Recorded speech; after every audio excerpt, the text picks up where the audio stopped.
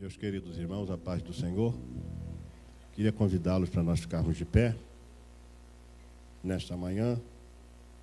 São 8 horas e 59 minutos, mas já vai bater 9 horas, tem alguns segundos, e a gente já está 9 horas agora.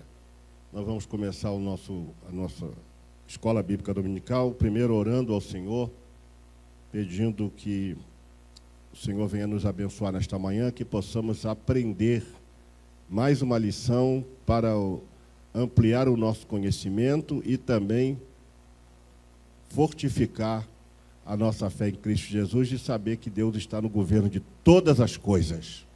Amém? Vamos falar com Deus, vamos pedir a Ele uma bênção. Eu queria ouvir você orando comigo. Amém? Todos orando para que o Senhor possa se manifestar nesta manhã através da sua palavra.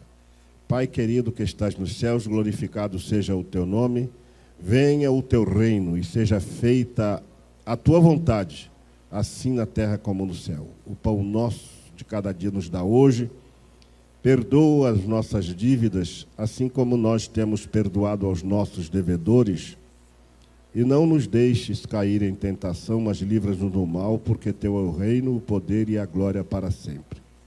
Pai amado, estamos dando abertura a mais uma escola bíblica dominical, cujo foco principal é transmitir aos teus filhos o ensino da tua palavra, com base no nosso tema, o governo de Deus. Temos visto que quando o Senhor está no governo das coisas, as coisas funcionam. Quando o Senhor exerce o governo, meu Deus, tudo muda, tudo acontece para o bem e o engrandecimento do nome do Senhor. Portanto, nesta manhã em que estaremos estudando sobre este importantíssimo tema, o governo de Deus na evangelização, nós pedimos que o teu Espírito Santo nos coordene, que o Espírito Santo colabore conosco, que o Espírito Santo nos inspire, nos dê a capacidade de transmitir esta palavra com sabedoria, que o Espírito Santo também fale aos corações dos irmãos, despertando a cada um para a nossa principal missão, que é evangelizar. Que o Senhor venha trabalhar a nossa mente, o nosso coração, e nos dar não só o conhecimento teórico, mas o prático, para que a gente possa colocar em dia, para a gente colocar na nossa vida como programa de vida a pregação do Evangelho. Eu peço ao Senhor, no nome de Jesus, que abençoe esta lição, tão simples que ela é. Mas o Senhor é o Deus também da simplicidade. O Evangelho também é simples, e Jesus Cristo é simples. Mas esta simplicidade é irmã da profundidade. Por isso pedimos ao Senhor que nesta manhã o Senhor possa agir de uma forma toda especial, trazendo para nós revelações que só o Senhor pode nos trazer, iluminações que só o Senhor pode nos dar, e que isto seja para a glória e a honra do nome do Senhor.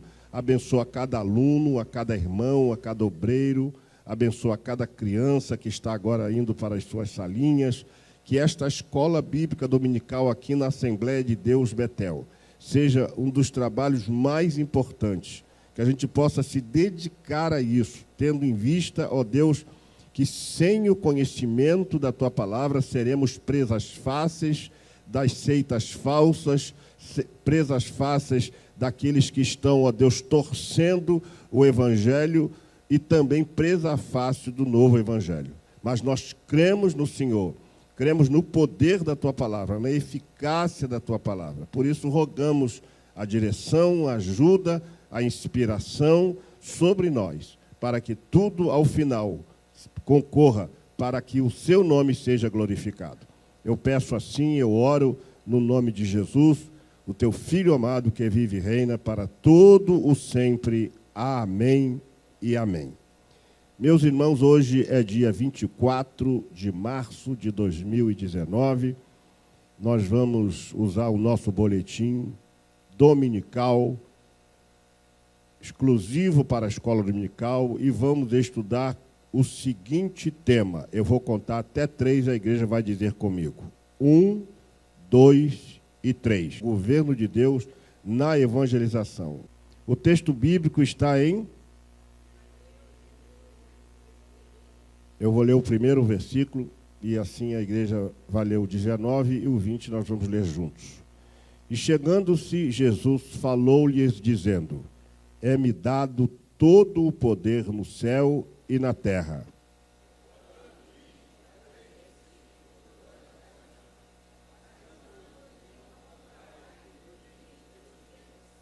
Versículo 20, todos nós.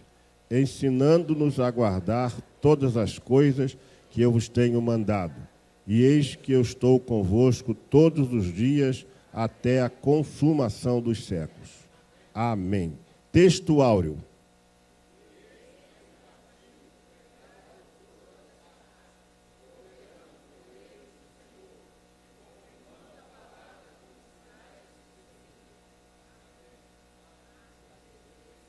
Verdade prática.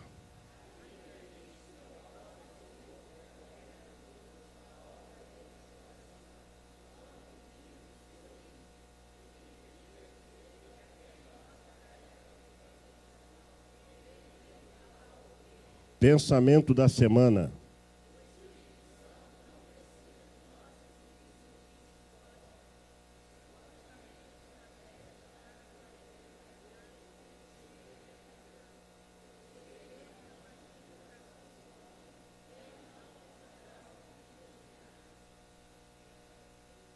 O objetivo da nossa lição é despertar o crente a cumprir o ID de Jesus com a plena consciência de que é Ele quem opera tudo em todos a fim de salvar o perdido pecador. Tome assento, meu querido irmão, e aproveita para dar um glória a Jesus bem alto. O pensamento da semana, e vocês conhecem esse autor aí, o Espírito Santo não precisa de nossas invencionices gospel e supostamente estratégicas para fazer o pecador reconhecer que é pecador. Pois se ele, o Espírito Santo, não agir no coração do homem, ela não alcançará o fim desejado. Ou seja, a nossa mensagem, a nossa pregação. Vocês entenderam? Muito bem. Isso aqui tem sido real nos dias de hoje, porque tem gente inventando todo tipo de estratégia para ganhar almas. E essas invencionices estão trazendo mais escândalo do que resultados. Tem situações que nós precisamos ter maturidade e também controlar os nossos impulsos, ser mais prudentes, porque daqui a pouco vamos formar um grupo para evangelizar as boates pelas noites. Daqui a pouco nós vamos sair para evangelizar a Vila Mimosa, um monte de jovenzinho com a Bíblia debaixo do braço, e lá serão presas fáceis. Então a gente está inventando o Evangelho. O Evangelho não precisa ser inventado. O Evangelho é poder de Deus.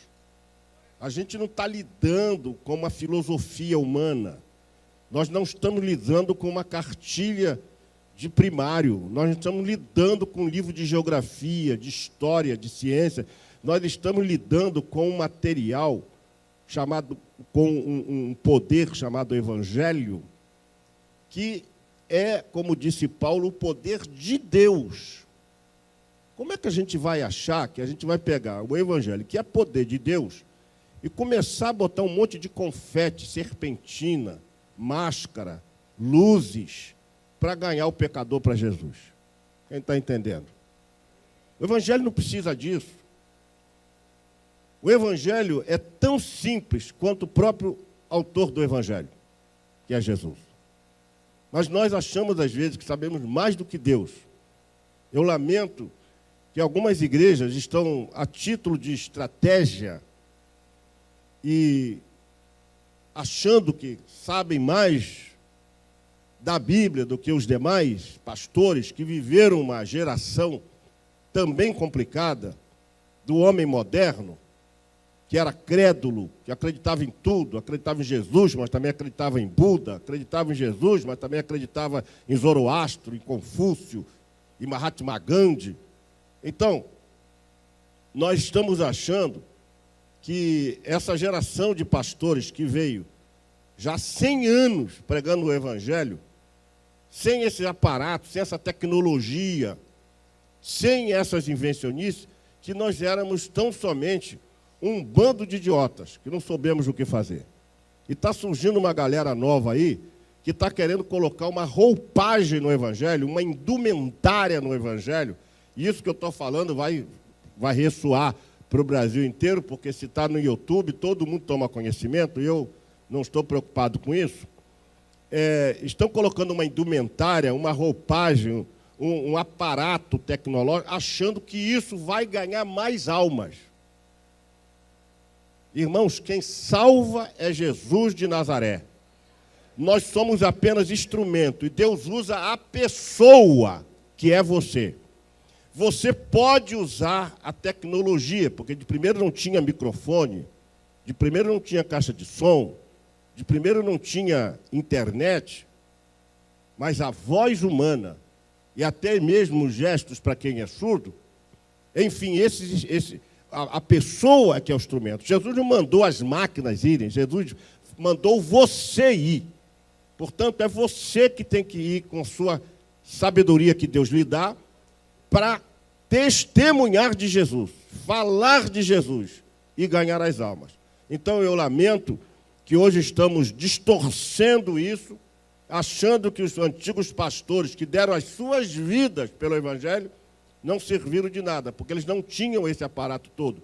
Então, a gente hoje acha que se colocar um painel de LED de uma ponta a outra com uma luz muito grande, a gente vai atrair os pecadores, porque são luzes. A gente acha que se pintar a parede da igreja de preto e colocar as luzes só no púlpito, todo mundo vai convergir para o púlpito. Aí eu vou para a Bíblia, em Atos capítulo 8, que as multidões unanimemente prestavam atenção ao que Filipe dizia. Não tinha luz, não tinha aparato tecnológico, não tinha microfone, mas as multidões prestavam atenção ao que Filipe dizia, porque ouviam e viam os sinais que ele fazia. Então a igreja está substituindo os sinais pelo aparato tecnológico, porque a gente acha que é isso que vai atrair o pecador. O pecador pode ser atraído por essas coisas, mas não será transformado por estas coisas, porque só quem transforma é Jesus de Nazaré. É Jesus que transforma o pecador.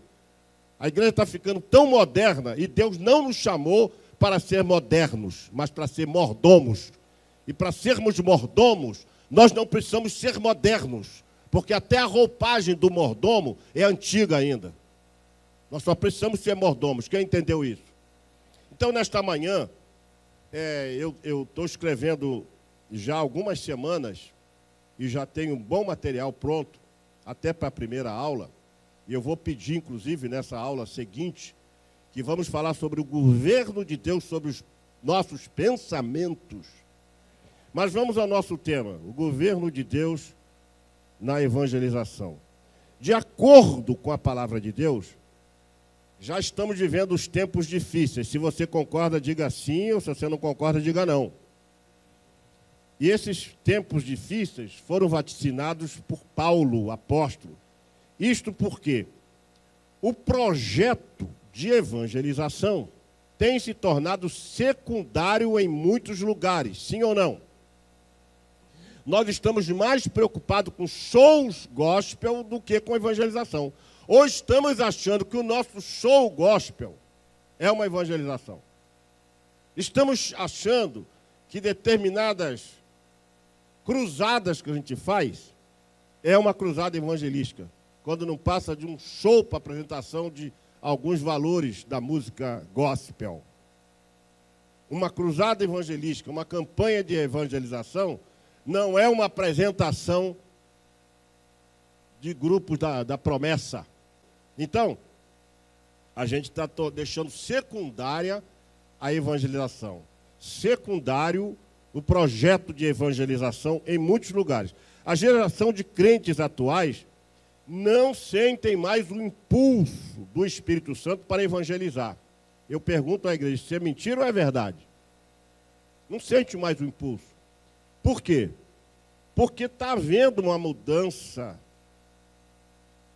não só nos resultados, mas como nos sintomas. A gente está deixando para o segundo plano a evangelização. Por quê? Porque estamos achando que a evangelização é isso que nós estamos fazendo às vezes. São esses shows gospel. Isso não evangeliza. Isso não evangeliza. A evangelização é muito mais do que isso. A evangelização é a conversa de um pecador redimido a um pecador não redimido, de que Jesus salva ele, liberta ele de todo o pecado e tem poder para batizar com o Espírito Santo e levar para o céu. Então, meus irmãos, sem nenhum saudosismo, mas tendo um pouco, as igrejas do passado eram dominadas, tomadas pelo poder de Deus, pelo poder do Espírito Santo, na nobre missão de evangelizar as massas e no seu dia a dia na evangelização pessoal. Eu desafio vocês me mostrarem, nesses últimos 10 anos, uma campanha realizada em São Gonçalo a nível de massa. Alguém viu aqui em São Gonçalo uma grande campanha, uma grande cruzada evangelística? Alguém se lembra aqui, nesses últimos 10 anos? Ninguém se lembra? Houve alguma cruzada nesses últimos 10 anos, sim ou não? Houve ou não, irmão? Aqui em São Gonçalo, vamos falar da nossa cidade. Houve alguma cruzada aqui em São Gonçalo nos últimos 10 anos? Pode falar, irmão, não fica com vergonha, irmão. Sim ou não? Então diga assim, pastor, nesses últimos 10 anos, não houve nenhuma cruzada evangelística em São Gonçalo. Porque não há mais interesse. A gente acha que agora é diferente. Então, sem nenhum saudosismo, mas tendo, as igrejas eram impactadas. Quantas cruzadas nós participamos? Até da montagem das cruzadas. Quantas eu participei? Pastor Bernard Johnson, pastor Elianai Cabral, pastor Eliel Pereira, missionário Mateus. Quantas cruzadas?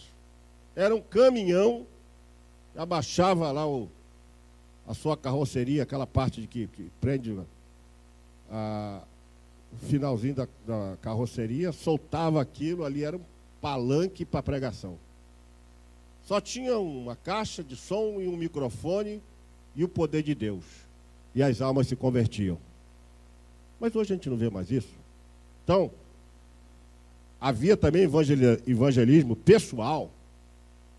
Eu evangelizei esses bairros aqui, todos que você possa imaginar. Eu e mais 5, 6 irmãos no máximo. A maioria da igreja nem comparecia. Mas eu estava lá. Minha juventude toda foi feita com base em evangelizar, porque eu tinha o poder do Espírito Santo, evangelizava, rodava esses lugares todos mais perigosos hoje de São Gonçalo. Eu estava presente. Morro do Querosene, Morro da Chumbada, Mutuapira. Lá no topo, eu estava lá, todo domingo evangelizando. E falando, e pregando ali no miolo de Mutuapira, sem microfone, fazendo as pessoas pararem para me ouvir. Um garoto ministrando a palavra de Deus. Felizmente, isso hoje não acontece mais. Sem nenhum saudosismo, mas tendo, as grandes cruzadas e campanhas evangelísticas alcançavam centenas e centenas de pecadores para Jesus. Deus operava milagres. Eu já vi milagre acontecer assim aos olhos, ao olho nu, na minha frente, ali no Caramujo. Já contei essa experiência aqui para os irmãos. Um garoto tetraplégico, ele, o missionário Mateus segurando aquele rapaz e andando de um lado para outro com ele no caminhão e dizendo, ó Deus, ó Deus, ó Deus. O garoto com as pernas tortinhas, as mãos assim, e daqui a pouco ele bota o garoto no chão, a perna do garoto vai se endireitando, ele pisa, o corpo dele volta ao normal e o garoto sai curado sobre o delírio da multidão, que aplaudia e gritava glória a Jesus. Na época não se batia palma, mas glória a Jesus soltava-se muito glória a Deus assim, ó, a olho nu. A gente viu, eu vi isso acontecer ali no Caramujo. Eu vi Jesus batizar Lá foram 120. Foram muito mais pessoas no Caramujo quando o missionário disse, olha, quando eu botar os meus pés ali, Jesus vai começar a batizar com o Espírito Santo. Acontecia. As igrejas ficavam lotadas, porque era só poder de Deus. Não tinha tecnologia, não tinha aparato, não tinha show, não tinha cantor que pede 60 mil para cantar nas igrejas. Só tinha o que a gente mais precisa, poder de Deus. Então, Deus operava em cada dia, acrescentava as almas que se havia de salvar. De uns anos para cá, invertemos a ordem de Jesus. Hoje não é ide, hoje é vinde. Sim ou não? Ih, mas parece que os irmãos hoje não tomaram café ou estão com medo. Sim ou não? Hoje não é ide, é vinde. Pecador, vinde na minha igreja. Pecador, vai na minha... A minha igreja arrebenta. A minha igreja tem um show maravilhoso. A minha igreja, ó... Ih, rapaz, você não conhece. Você tem que ir lá conhecer meu pastor. Vão lá na nossa igreja. Hoje está se vendendo a instituição, a marca. Eu sou da Betel. Está tudo errado. Está tudo errado. Deus não está feliz com esse modelo de pregação e com esse modelo de igreja. Eu afirmo, pastor Paulo Afonso Generoso, da Assembleia de Deus Betel em São Gonçalo, morador de Niterói, mas congrego aqui com os irmãos, Deus não está feliz com a pregação atual do Evangelho pelaquela noiva que ele comprou através do sangue do Cordeiro de Jesus de Nazaré. Deus não está feliz. Seguindo, a ordem de Jesus foi ide, nós estamos dizendo vinde. Por quê? Construímos templos suntuosos, aconchegantes, com ar-condicionado, música ao vivo, som espetacular. Não vai demorar muito.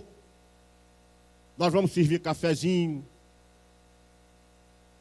nos nossos cultos. Vai sair os diáconos, todos de branco, servindo cafezinho. Irmão, ó, a hora do lanche. Vamos ouvir o coral da igreja. Que hora do lanche, que hora tão feliz. Queremos biscoito São Luís. A igreja, glória a Deus, aleluia. Aí vai ser distribuído o lanche para a igreja. Escrevam isso.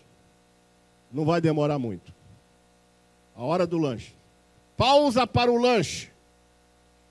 Que entre os diáconos, vai sair aquele diácono com refresco, com cafezinho. Ainda vai ter irmã que fala assim, eu não gosto de creme crack, não. Vocês estão rindo? Pois eu acredito que isso vai acontecer ainda. E se não começar por aqui?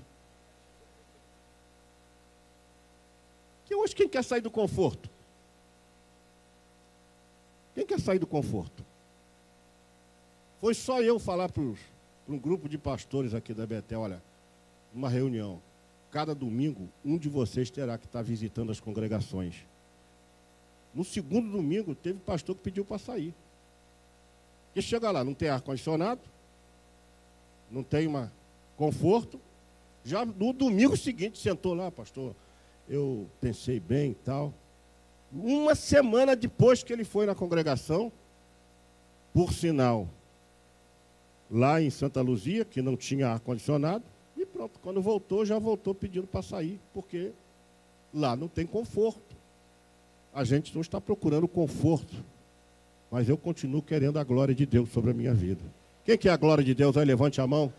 Diga assim, eu quero a glória de Deus, pastor. Eu quero o poder de Deus na minha vida. Primeiro lugar, a nobre missão de evangelizar o perdido foi dada a quem? Diga assim, foi dada a mim, pastor. Eu sou a igreja de Jesus. Agora, também não exagere como os desigrejados, não, viu? Que acham que não precisa de comunhão, não precisa estar junto. Todos esses desigrejados estão perdidos. Para você que está desigrejado, está perdido. Porque não está praticando o princípio da comunhão. Fiel é Deus que nos chamou para a comunhão. A koinonia, tem que estar junto com os irmãos.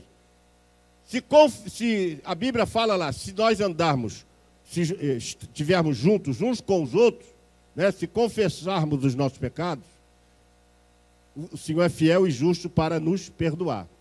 E o sangue de Jesus nos purifica de quê? De todo pecado. Mas tem um versículo que diz que nós temos que estar o quê? Uns com uns. Não existe se afastar da igreja, achar que vai ser a igreja sozinho, só porque a igreja Não, é uma igreja desviada. Tem que estar na comunhão com a igreja. Não existe meio termo, ou é ou não é. Quem entendeu, diga amém. A ordem de Jesus foi dirigida aos discípulos. Os discípulos eram era a igreja e representantes da igreja, que logo em seguida seria inaugurada com poder.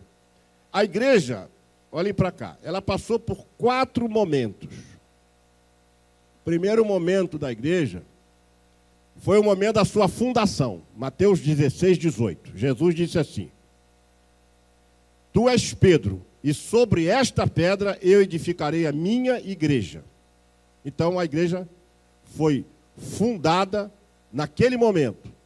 Mas ela não existia fisicamente, mas ela foi fundada com base no que Jesus falou. Tu és uma pequena pedra, mas sobre esta pedra, que é ele, que é a pedra angular, amém?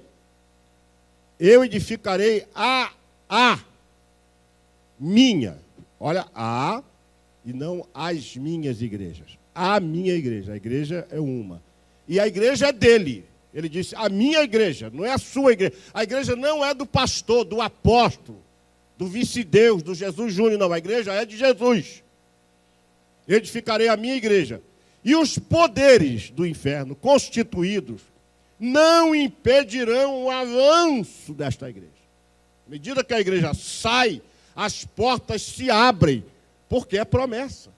E os poderes do inferno não prevalecerão. Mas ele, quando falou essa palavra, ele não falou de uma igreja que está trancada diante de numa cela cheia de grades de aço e o diabo querendo entrar e não consegue. Não, ele falou de uma igreja indo. Falou de uma igreja. Então a igreja, o primeiro momento da igreja é o momento da sua fundação. O segundo momento é o momento da sua inauguração. Jesus, em Lucas 24, 49, diz, ficai em Jerusalém até que do alto sejais revestido de poder.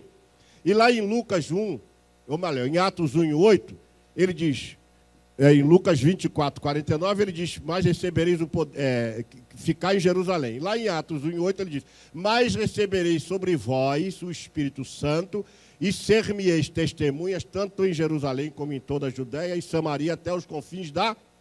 Ele quis dizer até São Gonçalo. Terceiro, então a igreja foi inaugurada com, em segundo lugar, o segundo momento da igreja é o momento da sua inauguração. Quando é que a igreja foi inaugurada? No dia de Pentecostes. Terceiro momento da igreja é o momento da sua expansão. Olha só, a igreja ficou em Jerusalém, mas não era para ficar em Jerusalém. Jesus disse, ficar em Jerusalém até. Ficar em Jerusalém? Ficar em Jerusalém? Então, depois do até, agora tem que sair. Só que o povo gostou. É a igreja de hoje, a igreja do até é a nossa igreja. Todo mundo quer ficar só dentro da igreja. Ficar em Jerusalém, quem que não gosta? Aí o cara somebody love, pula para lá, sapateia, luta com Kung Fu, faz tudo, limpa vidro, faz de tudo. E aí, não sai da igreja. Ele pensa que isso é que é poder. Isso não é poder. Isso não é poder. Poder é você ir lá para a rua, encarar o pecador que não quer saber do crente, até por causa do mau testemunho de muitos, e você convencer no conversa e deixar o Espírito Santo trabalhar na vida dele. Isso é que é poder. Você falar de Jesus lá fora é poder. Quem entendeu? Irmão, acho que vocês não estão gostando muito não, né? Eu estou meio preocupado com o que eu vou dizer aqui. Mas não se preocupa não. O que eu vou doer não vai doer, o que eu vou dizer não vai doer mais do suficiente para você se despertar. Terceiro momento da igreja é o momento da sua expansão. A igreja fica só em Jerusalém. Como ficou só em Jerusalém? O Espírito Santo percebeu que a igreja está muito acomodada. Sabe o que ele fez? Pegou um fósforo lá com o anjo. Anjo, me presta um fósforo aí. Pegou um palito. Acendeu o fogo da perseguição. Aí o crente, está me queimando, está me queimando. Sabe que correu todo o crente, foi para Atos capítulo 8. E os que andavam dispersos iam por toda a parte anunciando o evangelho. Foi aí que a igreja se despertou. A igreja estava só, irmãos, recebeu o poder do Espírito Santo como em Atos. Ganhou 3.000 almas só de uma vez. Depois quase 5.000 almas. vamos arredondar aí, 8.000 almas. Irmão, já começou bem, já começou grande. Aí, irmãos, se acomodaram. Aí precisou Deus acender o fogo da perseguição para a igreja passar pelo terceiro momento, que é o momento da sua expansão. A igreja começou a crescer. Porque a igreja foi para as cidades, foi para Samaria. Olha só, para Samaria. Logo Samaria. E ali começou. E entrou Filipe, um diácono da igreja. Inclusive saiu daqui para ir pregar lá. Diácono da igreja. Filipe. Estava aqui nos anais da igreja. Ele era diácono da igreja. Aquilo era um diácono abençoado. Mas ele foi embora. Foi pregar lá em Samaria. E quando ele chegou lá, irmãos, as multidões. E os que andavam dispersos, fugindo da perseguição, iam pregando o evangelho, anunciando Jesus. E Filipe, então, prega para uma multidão. Você imagina, as multidões, não fala multidão, mas as multidões, unanimemente prestavam atenção ao que ele dizia, porque ouviam e viam os sinais que ele fazia. Aí, irmão, depois daquilo, eu fico imaginando Filipe, meu Deus, quantos demônios. A Bíblia diz que os demônios saíam esbravejando. Os demônios saíam das pessoas urrando, gritando. Porque muitos espíritos saíam das pessoas e havia muitos milagres, muitos sinais e maravilhas começaram a ocorrer. Mas aí Deus provou uma coisa muito interessante. Um homem desse, cheio do Espírito Santo, em qualquer lugar deste Brasil seria convidado para pregar nas megas igrejas. Aí o Espírito Santo chamou ele e disse, agora tem o seguinte, meu filho, você já pregou para essa multidão, agora tu vai pregar para outra multidão. A multidão de um só. Ele foi lá, encontrou um camarada e tem mais. Eu vou te transferir para uma igreja que não tem crente nenhum, mas você tem a chance de conseguir um. Se você acompanha ele, aí passa uma carruagem e Filipe olha para aquele camarada e vê que ele está lendo lá um livro, né? Um livro, aquele rolo, está lendo. Aí Filipe, ei, você entende aí o que você está lendo? Aí ele lá de cima, como, meu senhor, que eu vou entender se não tem ninguém para me ensinar? Então para esse trem aí que eu já estou cansado. Para um pouquinho aí. Deixa eu explicar para o senhor. Aí começou a explicar para ele, e ele entendeu tudo, que quando ele viu uma poça d'água lá, ele falou assim, olha, tem água aqui, me batiza logo. O que me impede de ser batizado? Filipe, claro, batizou. O que aconteceu depois com o Filipe? Quem se lembra? Hã? Quem se lembra, irmão? Ô, Jesus, me ajuda aí. O que aconteceu depois, irmão? Com Filipe, ele foi arrebatado. Existem 3 tipos de arrebatamento. O arrebatamento de sentidos, o arrebatamento corpóreo e o arrebatamento redentivo. Aconteceu com Filipe qual dos 3? O corpóreo, ele foi arrebatado. Agora você vê, ganhou uma alma. Dizem os historiadores que esse homem depois chegou na sua cidade, na Etiópia, e um dia Filipe esteve lá, isso é história, e encontrou um pastor pastoreando uma grande igreja lá na Etiópia, que era o eunuco. Se converteu e ainda foi ser pastor de uma igreja. Isso é história. Mas veja bem o que aconteceu. Esse foi o terceiro momento. E o quarto momento da igreja, qual é? É o momento da sua glorificação. É quando Jesus voltará para arrebatar sua noiva e essa igreja será glorificada e aí nós seremos recompensados por tudo que fizemos aqui, em especial pelas almas que ganhamos e pela evangelização que fizemos. Quem está entendendo, diga amém. Então, meus irmãos, o Espírito Santo, foram cheios do Espírito Santo, falaram línguas, mas as pessoas que estavam ali de várias nações disseram, o que quer dizer isto? E não entenderam nada. Aqueles homens falavam em outras línguas, conforme o Espírito lhes concedia que falasse, e eles falavam das grandezas de Deus, possivelmente até os salmos. Aí o povo que não entendia nada, teve gente que andou 3.000 quilômetros para chegar naquela festa. Havia milhares de pessoas ali, centenas de pessoas.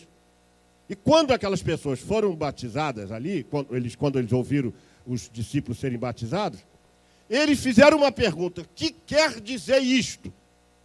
O que é isso que está acontecendo? Rapaz, eles devem estar Eles devem ter tomado um goró, estão meio bêbados. Aí Pedro sai no meio daquela multidão e fala: senhores, o que vocês estão vendo aqui não é nada mais do que o cumprimento da profecia do profeta Joel, lá no capítulo 2, versos 28 a 32, quando ele diz: acontecerá nos últimos dias, diz o Senhor, que do meu espírito derramarei sobre toda a carne, os vossos filhos, as vossas filhas profetizarão, os vossos velhos sonharão sonhos. E ali ele ministra para aquelas pessoas e começa a anunciar. E é interessante que eu tenho falado uma coisa que eu ouvi, que eu achei muito interessante. O sermão de Pedro dá 10 minutos. Eles ficaram 10 dias orando, pregou 10 minutos e ganhou 3.000 almas. Hoje a gente ora 10 minutos, fica 10 dias pregando e se ganhar 3 almas tem que dar um culto de ação de graças. Você entendeu isso, irmão? O que está acontecendo, irmão? O que está acontecendo? Então, quando eles falaram: o que quer dizer isso? E por que você está mudado, crente? Sabe o que aconteceu comigo? Aí você prega o evangelho. Se a gente der um bom testemunho diante do mundo de que Jesus nos transformou, o seu colega de trabalho quer saber por quê. Seu colega de farda quer saber por quê. O seu vizinho quer saber por quê. Os teus amigos da faculdade querem perguntar: o que houve? O que quer dizer? O que aconteceu com você? Por que você está mudado? É o momento oportuno de falar: foi Jesus que transformou a minha vida. Então, quando Pedro iniciou a pregação, eles se converteram. Milhares de pessoas. A Bíblia diz quase 3.000 almas. Depois, numa segunda oportunidade, quase 5.000 almas. Você vê, a igreja cresceu assim tão rapidamente. Isso prova o quê? Que quem dá o crescimento é Deus, não é a gente. Ontem eu estava fazendo um seminário da igreja, primeiro seminário sobre transtornos mentais. Não é que a gente tenha transtornos mentais, que a gente fala assim, pensa que o pastor é maluco, que todo mundo foi para lá maluco. Não. Transtornos mentais, falando sobre saúde mental. Porque no Brasil nós temos um sério problema. No Brasil a gente não cuida da saúde, a gente cuida da doença. Talvez, irmã ou irmão, você não esteja cuidando da sua saúde, você está cuidando da sua doença. Porque quando você está com dor de cabeça, você toma um remédio. Então você não está cuidando da saúde, está cuidando da doença. A gente está dando remédio para a doença. Saúde é você não ficar doente, é você tratar a saúde para você evitar a doença. Mas foi muito interessante, porque aprendemos bastante. Pedro, então, aproveitando, iniciou a sua pregação. De fato, a igreja não recebeu o poder do Espírito Santo para sapatear, pular e profetizar entre as 4 paredes. Como dizia T.L. Osborne, nossa tarefa é conquistar almas lá fora, onde os pecadores... Vamos dizer isso todos juntos? Nossa tarefa é conquistar almas lá fora, onde os pecadores estão. Aí a gente vai em alguns lugares, não é crítica, pelo amor de Deus, meu irmão, não estou criticando, estou fazendo uma referência. Vai em alguns lugares e tem um monte de crente que levanta do púlpito, vai lá entregar mensagem para o outro, sapateia, coloca a mão sobre o irmão, aí fica aquele movimento todo, eles acham que isso aí é manifestação do poder de Deus. Vou dizer o quê? A manifestação do poder de Deus tem que ser lá fora, para o pecador ver. Porque que edificação traz, sejam sinceros e honestos, e bíblicos, iberianos. Que edificação traz uma pessoa ficar rodopiando no centro da igreja, a igreja toda, como já aconteceu aqui, e eu também não impeço isso. Um diácono chegou: pastor, o que eu faço? Faço alguma coisa? Não faz nada. A irmã veio lá da porta, rodando até... Que edificação traz isso? Quantas almas se convertem através disso? Eu acho que isso escandaliza mais do que ganha alma.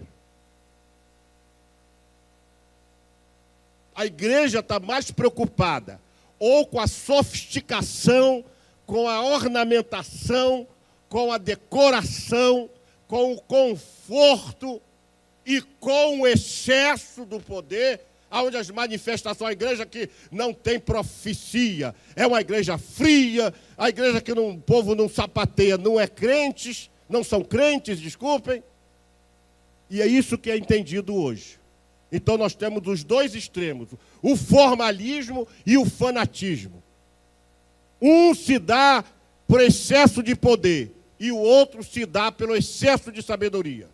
Não, aqui na nossa igreja, no nosso caso, é o seguinte, a semântica da rebingola, da parafuseta bíblica, não sei o quê, os caras falam tão bonito e ninguém entende nada. Eu me lembro da historinha do irmão, que eu já contei aqui umas 500 vezes para os irmãos, o camarada orando do lado do irmãozinho humilde, ele orava assim, Senhor, ó magnânimo Deus, tira a teia de aranha que está no meu coração. Excelentíssimo, soberano, grande arquiteto do universo, tira a teia de aranha que está no meu coração. Ó, potentíssimo Deus, soberano das alturas, dos céus, da grandeza, tira a teia de aranha. O irmãozinho, na sua humildade, orou e disse assim, Senhor, tira logo a aranha do coração desse homem. Então a gente está vivendo dois extremos. Nossa tarefa é conquistar as almas aonde? Aonde, irmãos? Lá fora onde eles estão. Segundo ponto, quais são as formas de evangelização que nós temos? Atualmente existem diversas formas de evangelizar os perdidos. Como, por exemplo, o evangelismo em massa. Você já sabe o que é isso. Não é massa de fazer pão não, viu, irmão? Eu não estou menosprezando a capacidade de vocês, mas evangelismo em massa é falar para a massa, para a maioria, né? Aí o evangelismo em grupo, de repente você vai, como por exemplo, o nosso Ministério de Idosos aqui, está fazendo trabalho aonde? Lá no Abrigo Cristo Redentor. Está fazendo o evangelismo em grupo. Em grupo. Porque tem um grupo lá, não é uma massa, lá é um grupo de pessoas. Está evangelizando. Você pode glorificar a Deus pelo Ministério de Idosos?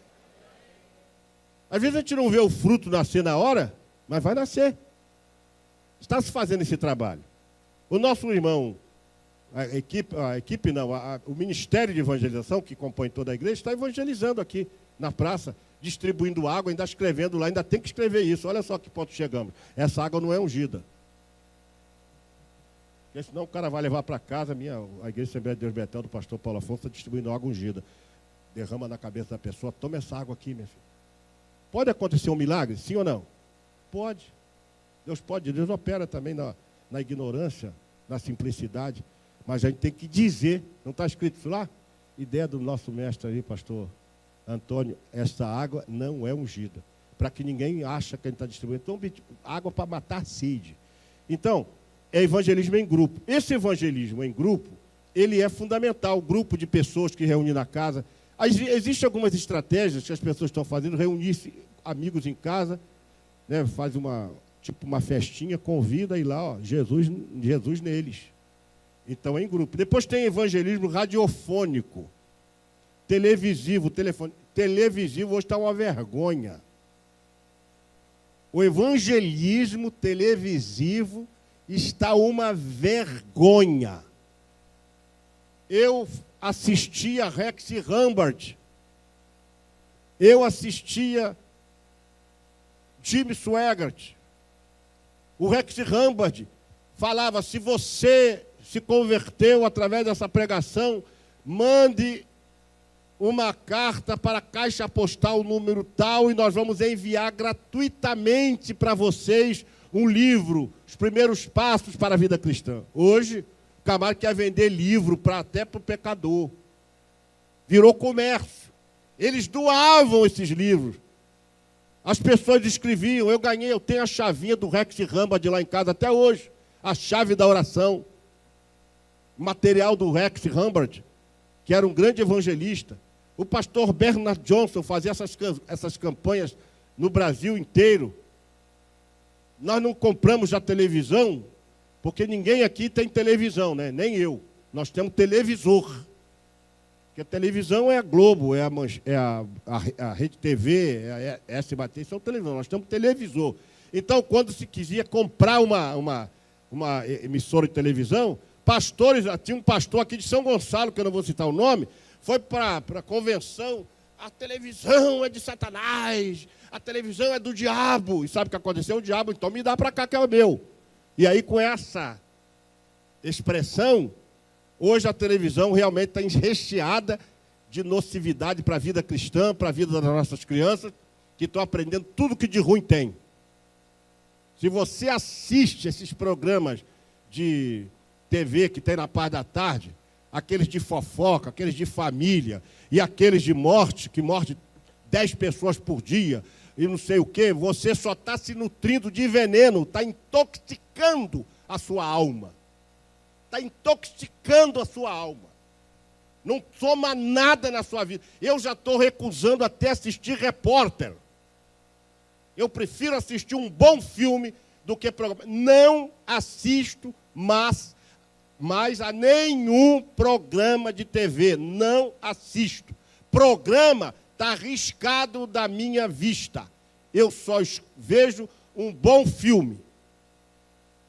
Nada de programa, a não ser que seja uma boa reportagem, como ontem eu estava assistindo sobre a Síria e sobre aquelas meninas que foram violentadas na Síria e depois a Alemanha recolheu um cidadão, um psicólogo, um médico famoso, um dos grandes psicólogos, foi lá e conseguiu resgatar 1.000 jovens que foram violentadas e escravizadas pelo Estado Islâmico, conseguiu convencer o governo alemão para levar essas meninas lá para a Alemanha. O governo recebeu, o custo seria de 95 milhões de euros para receber essas jovens, mas o governo alemão bancou isso, e esse psicólogo começou então a tratar essas moças, conseguiu emprego para elas, fez um trabalho sensacional.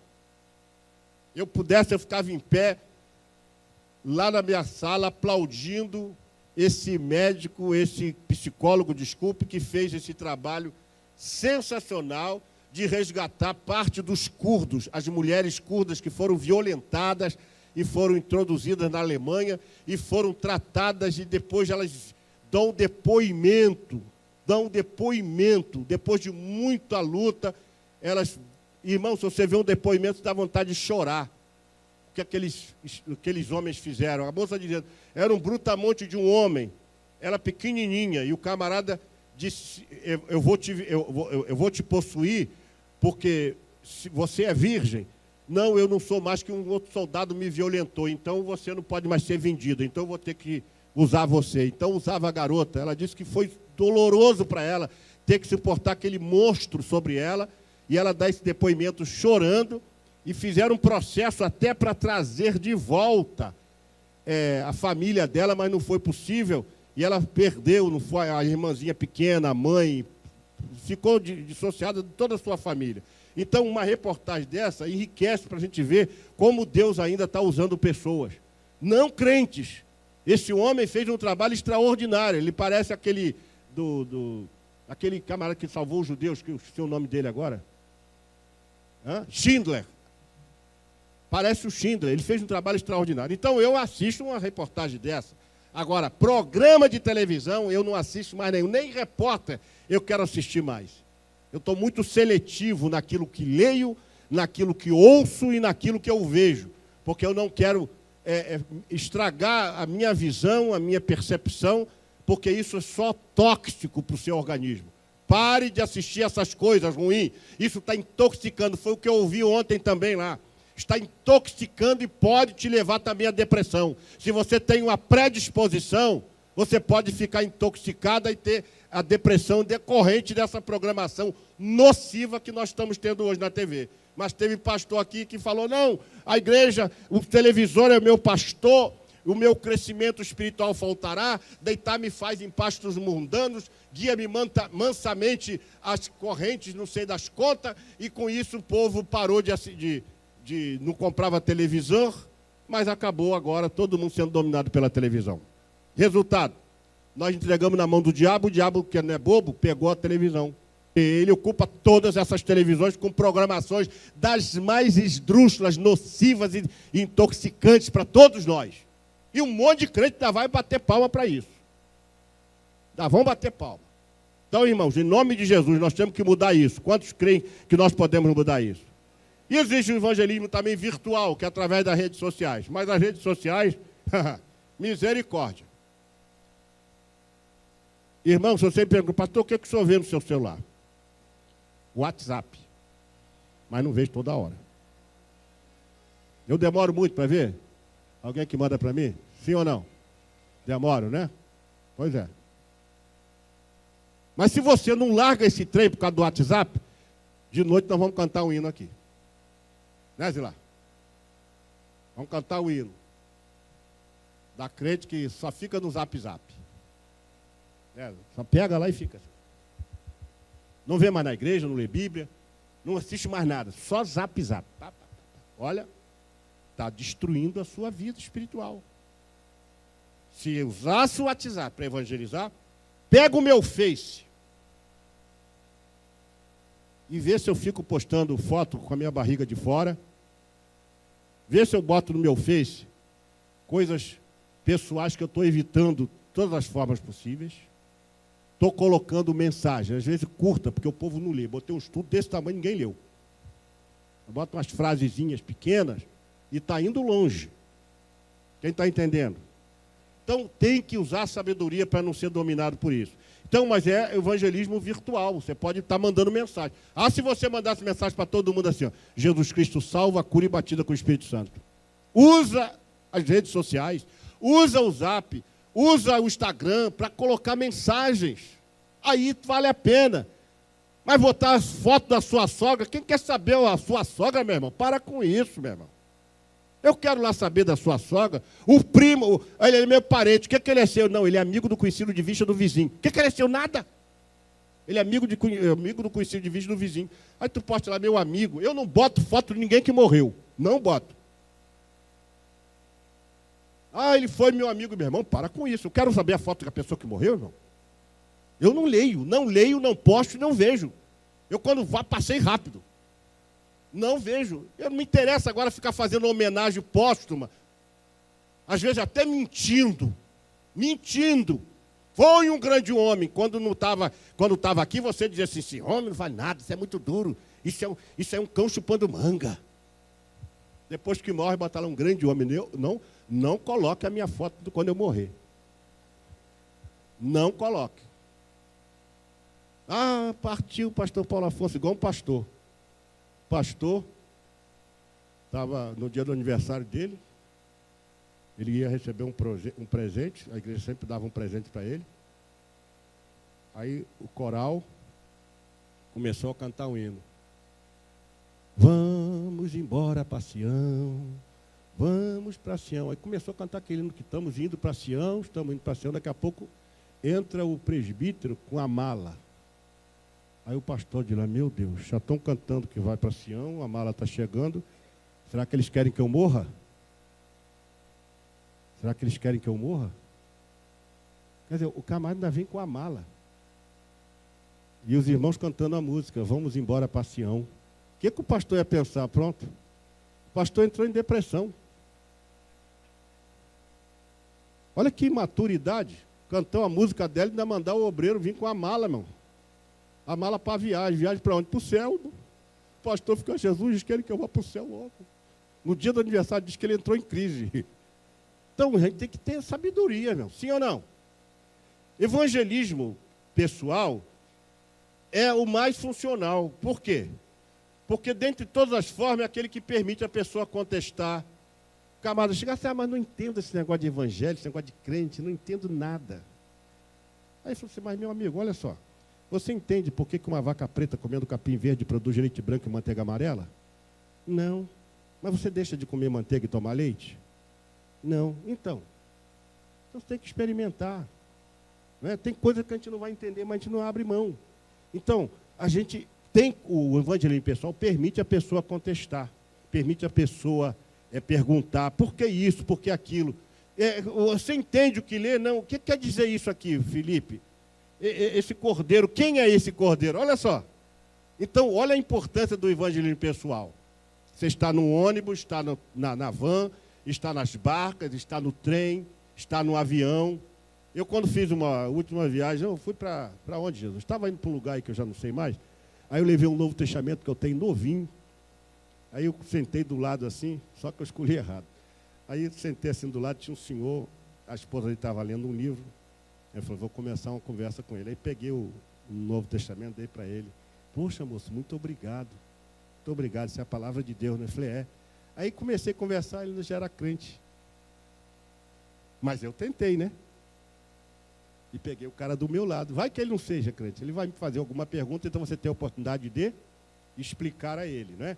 Então é importante. Agora você tem aí a definição de evangelismo, que é a mais comum, de acordo com o Lausana, ocorreu o Congresso na Suíça. O que é evangelizar? Evangelizar é difundir as boas novas de que Jesus Cristo morreu por nossos pecados e ressuscitou dentre os mortos, segundo as Escrituras, e que, como Senhor e Rei, Ele agora oferece o perdão dos pecados e o dom libertador do Espírito a todos os que se arrependem e creem. Essa é a melhor definição de evangelismo de todas as que existem, porque ela foi acordada, ficou como o Tratado de Lausana, na Suíça. Então, existem diversas formas, Lausana, né? Existem diversas formas de evangelização. Você tem que escolher uma. Agora, evangelizar o pecador é uma ordem divina. Diga comigo, é uma ordem. Não é a ordem do pastor, não é o pastor que está mandando, é Jesus que disse. Então, evangelizar é proclamar Jesus Cristo como Senhor da nossa vida. Tem muita gente que recebe Ele como Salvador, mas não recebe como Senhor. Tem muitos crentes que para ele Jesus é só o Salvador. Jesus ainda não é o Senhor. Para ser o Senhor, ele tem que governar. Para ele ser Senhor, ele tem que... Se Jesus não governa tudo na sua vida, você só o tem como Salvador e não como Senhor. Então, meus irmãos, o objetivo é evangelizar no intuito de persuadir as pessoas, e essa palavra persuadir é uma palavra bíblica também, a virem reconciliar-se com Deus. Porque o grande problema do homem é que ele está afastado de Deus. Quando Tiago diz, chegai-vos a Deus e ele se chegará para vós, é fundamental. Os salvos precisam entender que a evangelização da igreja, ela é necessária por várias razões. Aqui há um resumo de todas as razões pelas quais a igreja precisa evangelizar. Primeiro, porque é uma ordem de Jesus. Primeiro, porque é uma ordem de Jesus. O original diz assim, indo por todo mundo, não é isso, pastor? Indo por todo mundo, pregai o evangelho. Na verdade, o id parece que se tornou uma forma imperativa, quando está no gerúndio. Indo por todo mundo demonstra muito mais o que Jesus disse em Mateus 16 e 18, que as portas do inferno não prevalecerão. Mas não prevalecerão indo.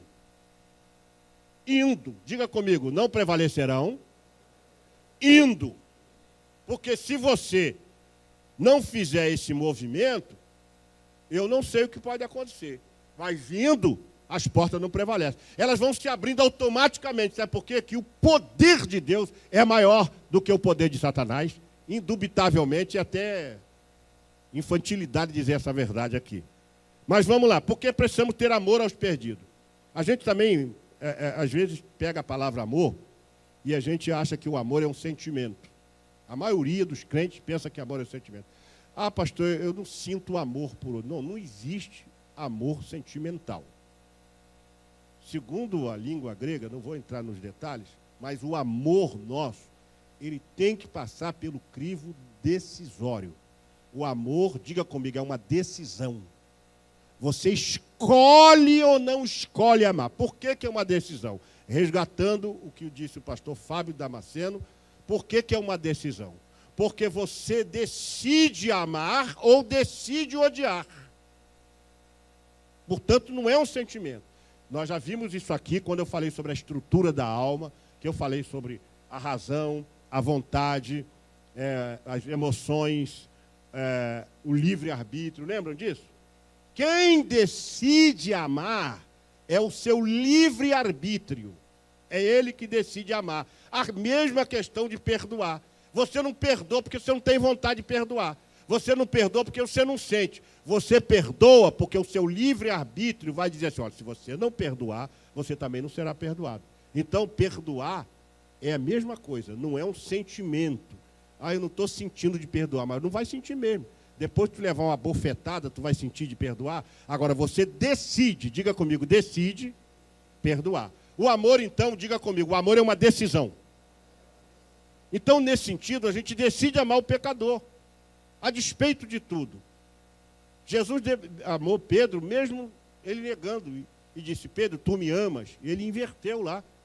E Pedro, ali, quando ele pergunta 3 vezes para Pedro, é óbvio que Pedro fez um retrocesso e se lembrou daquela expressão, antes que o galo cante 3 vezes me negarás.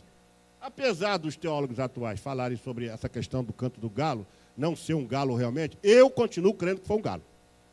E não abro mão. E vou apresentar minhas razões aqui um dia para vocês, hein? Minhas razões bíblicas. Eu estou pesquisando, estudando sobre essa questão, e o princípio lógico, o lógico, não aponta para nenhuma corneta, nada disso, aponta para o galo mesmo. Mas tudo bem, isso não vai alterar nada, contanto que Pedro negou. Mais importante, é igual a questão da mulher, quem foi a mulher de Caim.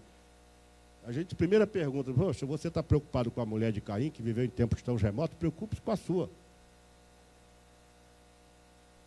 Terceiro, precisamos compreender que os perdidos sem Jesus estão condenados ao inferno. Irmão, você já pensou o que é condenado ao inferno? Eu estou com a mensagem sobre o inferno preparada há 11 anos. Ainda não consegui pregar aqui, que eu fico com medo de pregar. Porque capaz de crente sair correndo aqui, lá para a salinha de oração e ficar lá o tempo todo. O negócio do inferno é um negócio muito pesado. Muito pesado. Não vou entrar em detalhes aqui, não. Mas os perdidos vão para lá, irmãos. Os perdidos vão para lá. Se a gente não amar esses perdidos, eles todos vão para o inferno. Quarto lugar, nós precisamos compreender também que a maior obra para fazermos nesta terra não é construir grandes templos, nem arrebanhar muitos crentes de outras igrejas para nós. A maior obra é a obra de ganhar almas, de trazer os perdidos para Jesus. Por quê, pastor? Porque Provérbios 11:30 vai dizer, o que ganha almas... Não, diga para mim, o que ganha almas... Mais uma vez, o que ganha almas... Então ele é sábio. Olha que coisa linda. E lá em livro de Provérbios, quem falou isso foi Salomão. O que ganha alma, sábio é. Você mostra sabedoria. Somos também responsáveis por ensinar as nações. Jesus disse assim, ide e ensinai as nações. Como a gente não está ensinando, a gente está levando o evangelho da cura, e essas curas me desculpe mais uma vez dizer isso, cura de R$1,99. Eu estava com a dor aqui no ombro, aí depois chorou, agora eu posso levantar a minha mão. Eu estava com uma dor de cabeça, agora depois da oração do Santinho, minha mãe, você toma um analgésico, toma Doril, que a dor sumiu. Esses milagres de R$1,99, irmão, está cheio. Eu ainda não vi na televisão nenhum paralítico, todo torto, como eu já vi, ser colocado lá e as câmeras mostrando, daqui a pouco ele sai andando. Não vi ainda. Você já viu? Eu ainda não vi. Eu quero ver isso. Aí eu vou dizer assim, houve um milagre. Agora esses milagres, eu estava com a dor aqui na coluna aqui. Irmãos, a gente às vezes não dá nem importância a um fato muito notório hoje, a depressão. Uma médica falou uma grande verdade, se o pâncreas nosso fosse aqui em cima, a gente estava cuidando. Porque o pâncreas não produz insulina, gera o quê?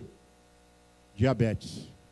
Então, se o pâncreas fosse aqui, a gente estava tomando remédio para diabetes todo dia. Mas como o pâncreas não é aqui, o pâncreas é aqui, o que está aqui a gente não se preocupa. Depressão, ansiedade. Então, a gente não se preocupa muito. Quanta gente, às vezes, numa palavra que é curada de depressão aqui na igreja, e ninguém dá nem testemunho. E a gente não sabe que o Trump tem depressão. E grandes artistas que você nem imagina sofrem de depressão. E aí é um assunto que também ninguém quer falar, ninguém que acha que é coisa do demônio, acha que psiquiatria é coisa de maluco, coisa nenhuma. Por isso que tem um monte de gente doente, adoecida, porque não acha, não, isso não é comigo. Eu falei para uma irmã no corredor, irmã, você precisa de um psicólogo. Eu não preciso de psicólogo, Jesus é meu psicólogo. I'm sorry. Não posso fazer nada. Além disso, foi grossa. E saiu, porta fora, porque eu falei que ela precisava de um psicólogo. E precisava mesmo. Eu preciso. Eu me trato com um psiquiatra. Eu me trato. Porque as pessoas vão se sentir mais importantes de não se tratar. E é por isso que a igreja precisa também dar atenção, orar pelas pessoas que sofrem de depressão, de ansiedade, porque a depressão, ela se remete a coisas do passado, e a ansiedade às coisas do futuro. A depressão, ela volta lá no passado, e a ansiedade, ela te joga lá para o futuro. Então a gente precisa também orar pelas essas pessoas. Enquanto dizem que no mundo inteiro, o remédio que mais vende é antidepressivo. Em todo o mundo, o que mais se vende é antidepressivo. Por conta de quê? De que a igreja está orando só pelo que os outros vão ver. O cara está paralítico, orou, foi curado. Ah, quem foi curado? Jesus é bom. Isso dá ibope para o pregador. Isso dá ibope para o pastor. Mas se você orar para uma pessoa que tinha depressão e foi curada, não dá ibope. Mas nós aqui vamos curar, vamos orar para Jesus operar milagres da salvação e também na cura de doenças emocionais. Isso é um compromisso, porque eu sei a dor de uma depressão. Por isso que eu quero tratar. Amém? Outra coisa, os perdidos precisam ouvir a voz de Deus. Mas como ouvirão se não há quem pregue? Você está vendo em casa lá, como é que chama lá? Discoteca do Chacrinha. Já acabou? Já?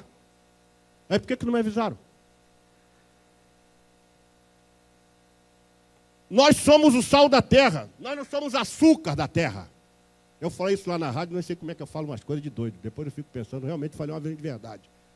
Aí eu vou fazer uma frase sobre isso. Jesus não disse que vós sois o açúcar da terra. Nós não estamos aqui para adoçar esse mundo. Não estamos aqui para colocar mel na boca das pessoas. Nós estamos aqui para salgar a terra, para temperar a terra e para conservar a terra. Você não conserva nada no açúcar senão doce, que vai dar diabetes. A diabetes é a mulher do diabo. Então a gente tem que sal. Vós sois o sal. Diga assim, vós sois o sal. Para que serve o sal? Ele serve para temperar, ele serve para salgar e ele serve para preservar. A gente tem que salgar essas doutrinas falsas que estão entrando por dentro das igrejas, estão entrando pela televisão. Temos que salgar, temos que falar contra. Agora tem não, pastor, nós temos que ser politicamente correto. Coisa nenhuma. João Batista não foi politicamente correto quando dizia raça de víboras. Chamava Herodes de adúltero. Não te é lícito possuir a tua mulher atual, porque ela é mulher do teu irmão, você está dormindo com ela, adúltero. Aquilo passava pelo deserto em ondas. Entrava lá na cama, na hora que ele estava deitado, que a mulher olhava para ele, ficava ouvindo a voz de João Batista. Sai daí, João Batista, sabe? João Batista. Na hora que o homem ia ter um orgasmo, ele se lembrava de João Batista. Mulher, vou parar. O que é que houve, meu filho? João Batista, a mensagem dele não te é lícito possuir você, porque você... Eu estou errado. Irmãos, era um crime terrível naquela época.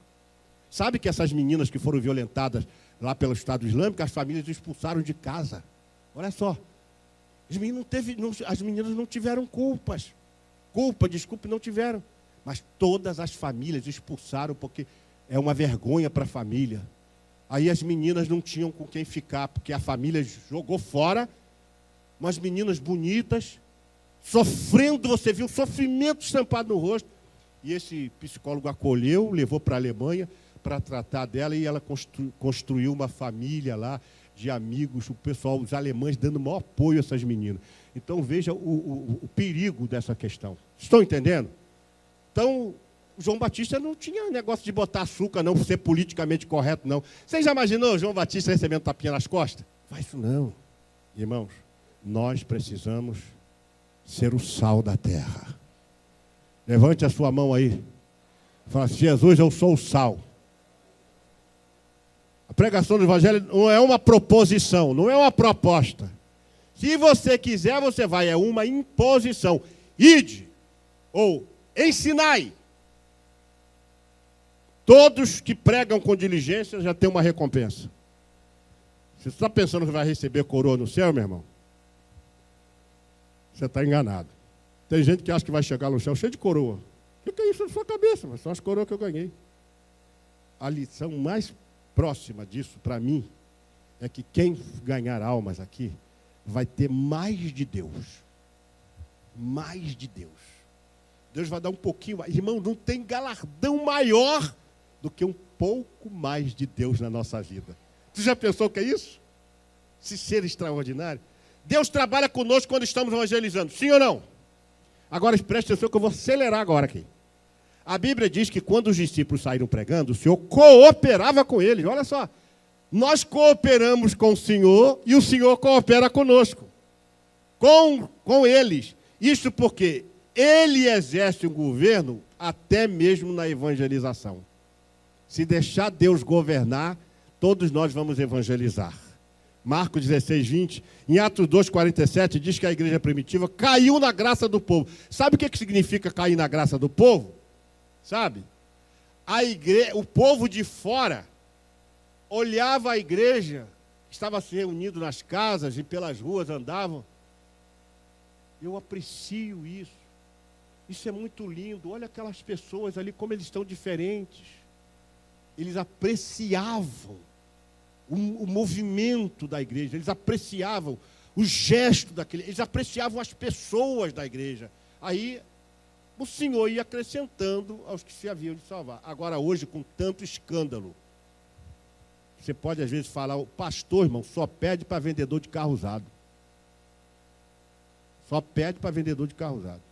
Porque pastor é o nome hoje que está indiscreto. Eu, quando fui comprar um carro, eu queria ver se eles aprovavam meu crédito rápido. Ele falou assim, qual a sua profissão? Eu falei, advogado. Aprovou em 20 minutos. Se eu falo que se for pastor, o cara chega assim. Olha, a financeira diz que não financia não.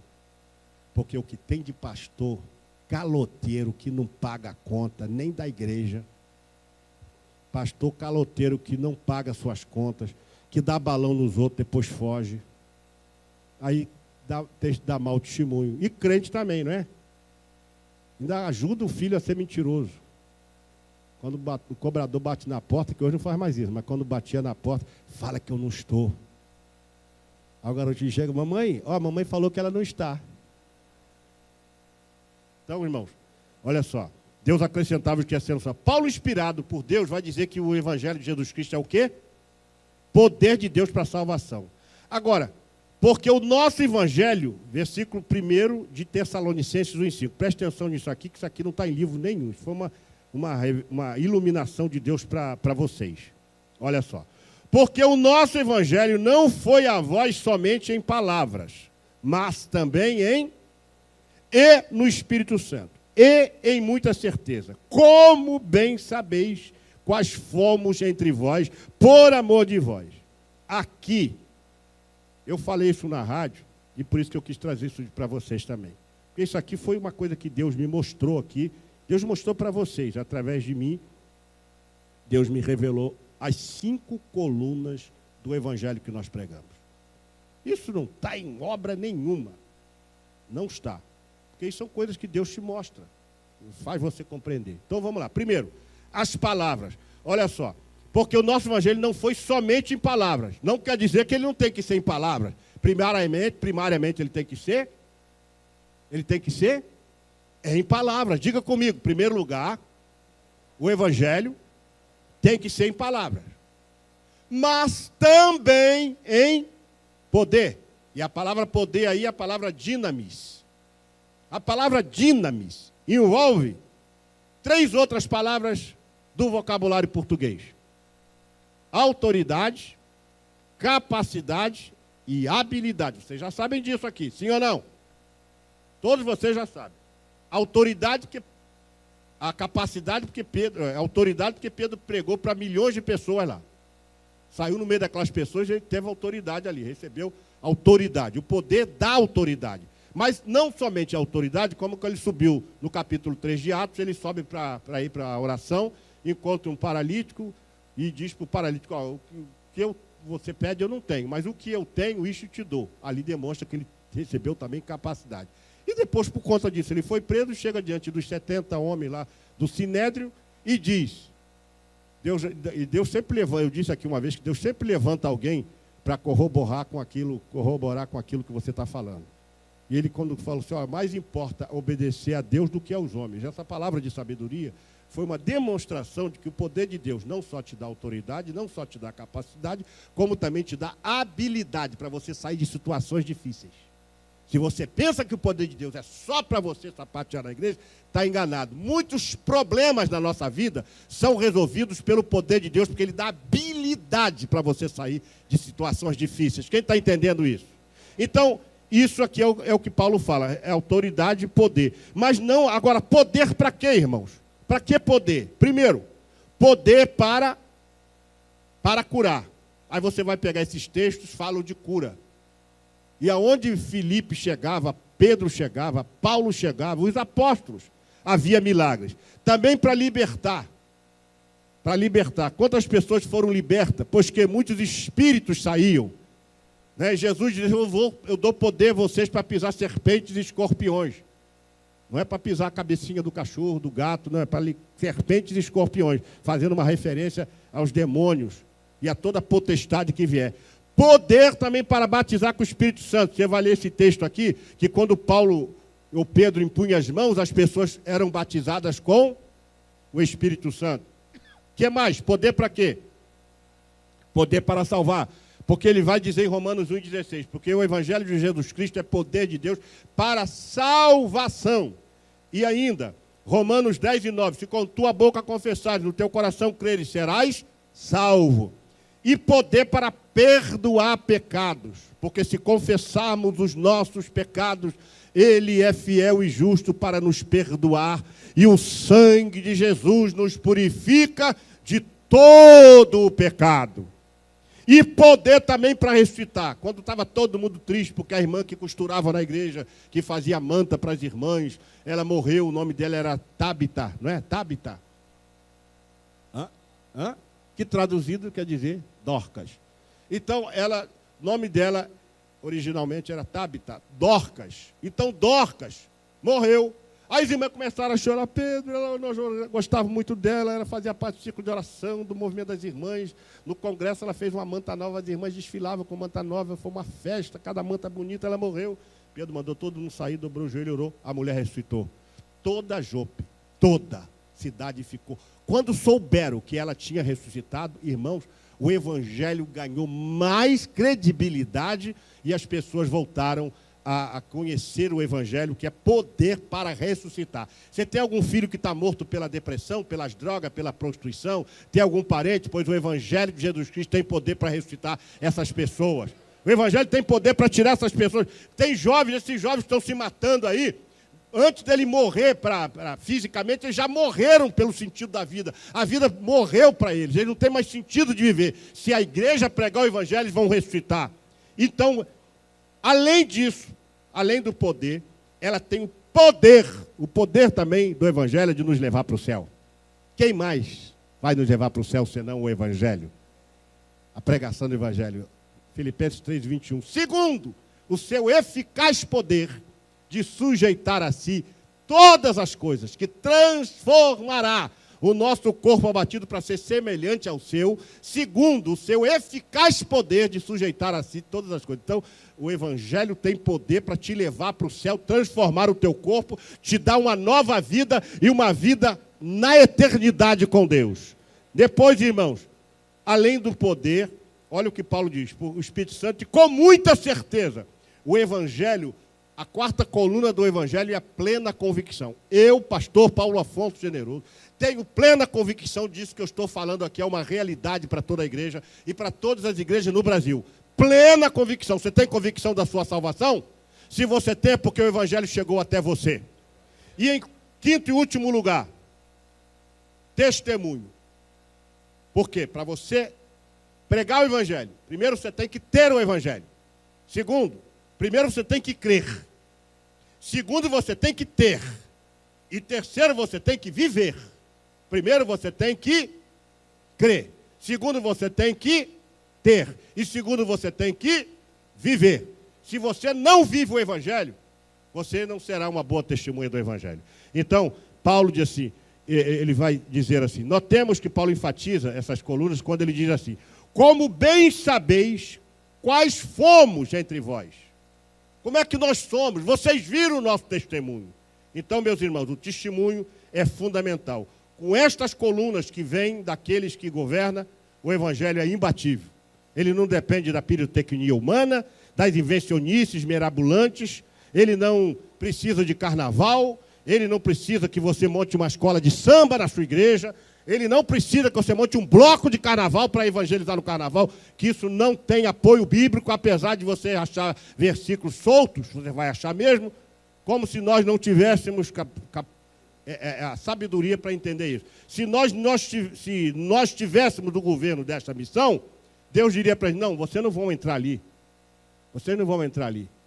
Porque você não precisa se fantasiar de Pai João, nem de Pierrot, como se fala, para você ganhar os camaradas para ele. Você não precisa de uma zona prostíbula para você também ganhar. Basta que você pregue o Evangelho quando o Espírito Santo te direcionar e em todos os tempos. Isso é uma ocasião inapropriada para fazer isso. Fica o meu recado aí para o Brasil inteiro, né, desta missão. O nosso Deus é quem governa. Levante a tua mão e diga assim, o nosso Deus é quem governa a nossa missão e não a minha popularidade. E não o meu gosto, e não o que eu acho. É o nosso Deus que governa, é o nosso Deus que dá o direcionamento, é o nosso Deus que manda a gente para a rua, é o nosso Deus que nos reveste, é o nosso Deus que nos salva, é o nosso Deus que nos cura, e é o nosso Deus que nos batiza com o Espírito Santo. Que Deus nos abençoe nesta manhã. Fica esta palavra.